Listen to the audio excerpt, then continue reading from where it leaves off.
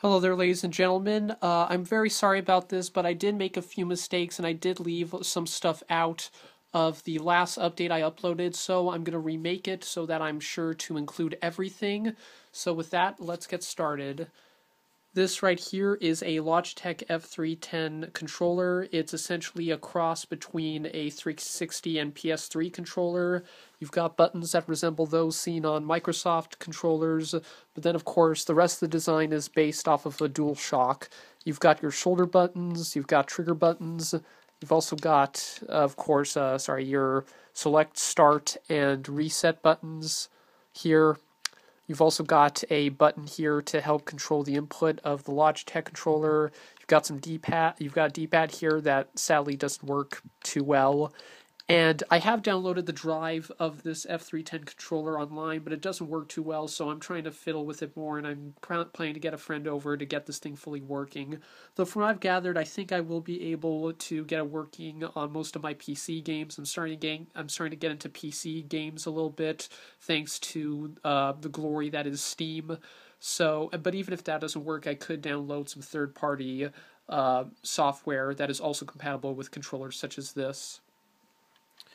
I also finally got around to getting a PlayStation memory card.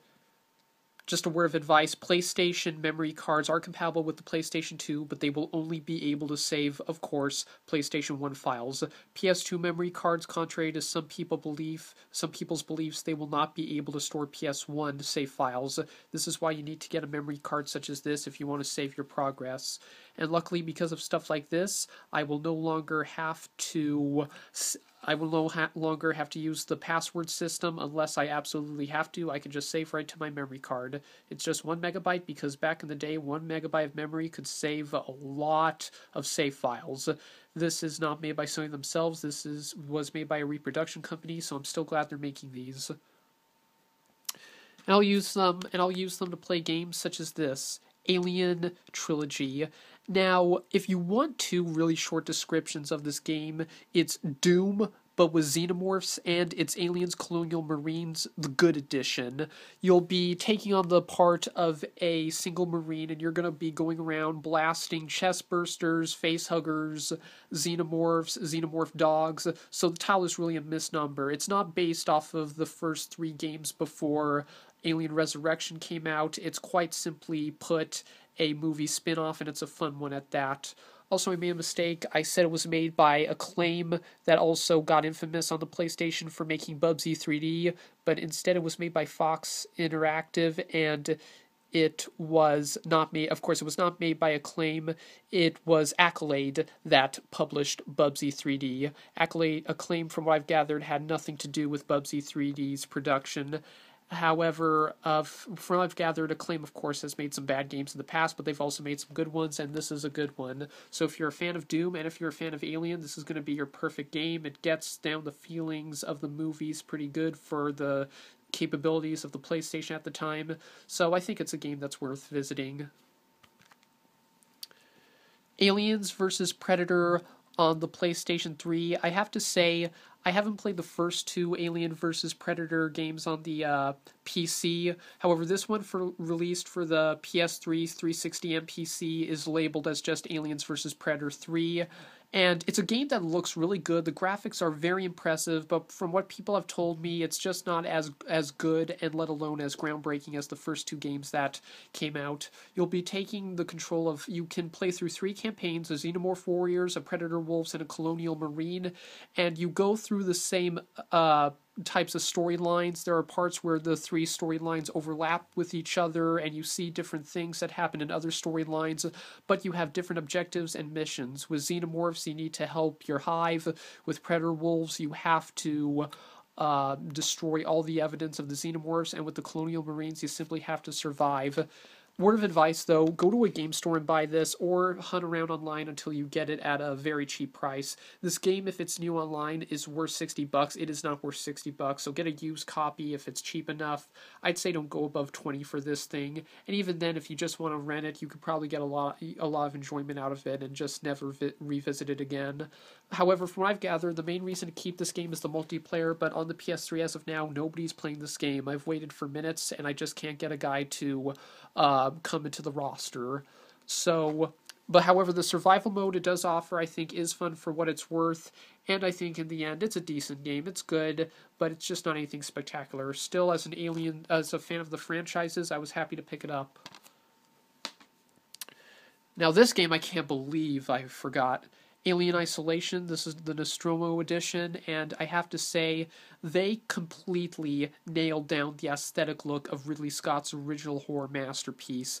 The game actually does feel as if you are playing through the original spaceship, the Nostromo, throughout the entire thing. I mean, they get everything down. They get the lighting, they get the looks, they get the graphics. They just nailed down how the first one looked entirely. I was really impressed.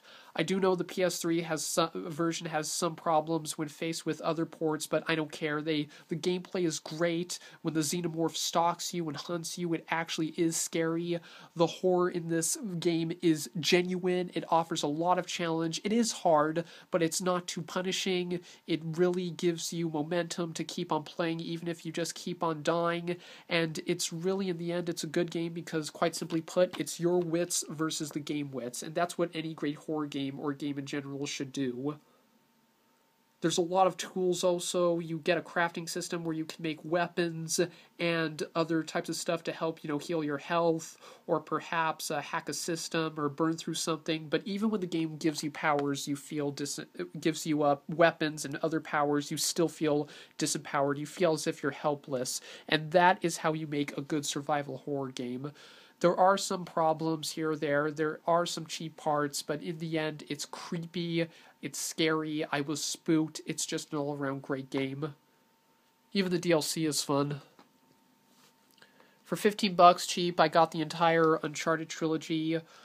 Drake's Fortune, I heard, is still a good game to this day. It was released in 2007. I have played it. It is fun. The campaign is enjoyable. It combines great third-person puzzle solving with great third-person shooting, and it's just all around a very fun Indiana Jones-esque adventure game. This was made by Naughty Dog, who made the Jak and Daxter series, and I love Jak and Daxter. So when I found out the same company made games heavily inspired by the Indiana Jones franchise, it was just a match made in heaven. Nolan North plays Nathan Drake, which is always a good choice. He's such a great voice actor. And it has a lot of replay value. In fact, I completed the campaign almost 2 times, and I still need to collect everything. So it's a good game for what it is. Uncharted 2, from what I've gathered, is the best, and that's because it has some great, exquisite multiplayer. It brings third-person shooting multiplayer to its best. It's also very fun and addicting. I've even heard the campaign is very solid, and people have said that this was the best game of its year, even better than Modern Warfare 2, perhaps.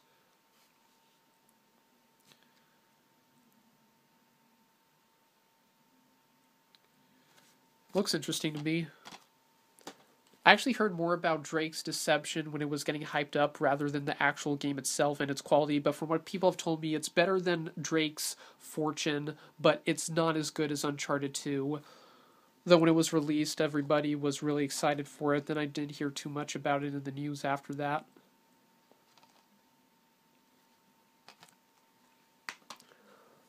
I broke down and I got Call of Duty 4 for the PlayStation 3. The main thing I have to say is that when compared to the Wii version, obviously on the PS3 the graphics are better, but even with that out of the picture, it's still a very fun and enjoyable first-person shooter. There is co-op in this version in the multiplayer menu, but it's just between you and a friend if you're playing on the same system with 2 controllers. You can't really join together and then go online. But for what this game is it's great at customizable options.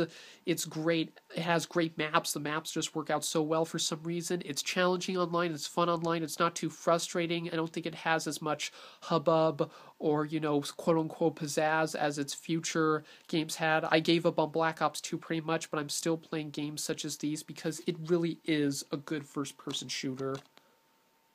It's up there with GoldenEye, I think, and Halo 2 as one of the defining first-person shooters of modern gaming. Even the campaign, when you go back and replay it, is pretty fun. And finally, I got the last game after a lot of years, which is part of the original Grand Theft Auto Trilogy on the PlayStation 2, the PC, and the Xbox, Grand Theft Auto Vice City. From what I've gathered, if you know Grand Theft Auto, Rockstar constantly lampoons the ills of American society with different generations and different time periods. This one is set basically in Miami, Florida during the 1980s. It's a game that's very focused on, the drug industry over there and hitman. And also, it stars Ray Liotta, who was famous for playing the main character in this great movie called Goodfellas, as Tommy Vercetti, I believe, is his name. Some people actually do say that this is their favorite Grand Theft Auto game. However, a lot of people still say that no Grand Theft Auto game was better than San Andreas on the PlayStation 2 and even on the PC with all of its mods. But people are still playing Vice City, from what I've gathered. You can also, of course, buy estates in this game, and you can rank up a lot of cash if you play your cards right. And that's it. Thank you all for watching, everybody. And as usual, if you've had any history with some of these products I got, and if you would like to fill me in on what some of these games are like, feel free. And if you want to request something, go ahead, and I'll think about using some of these for future Let's Plays, creative skits, or maybe playthroughs if you want me to in the future. So thank you all very much for watching, and I'll catch you all later. Bye-bye.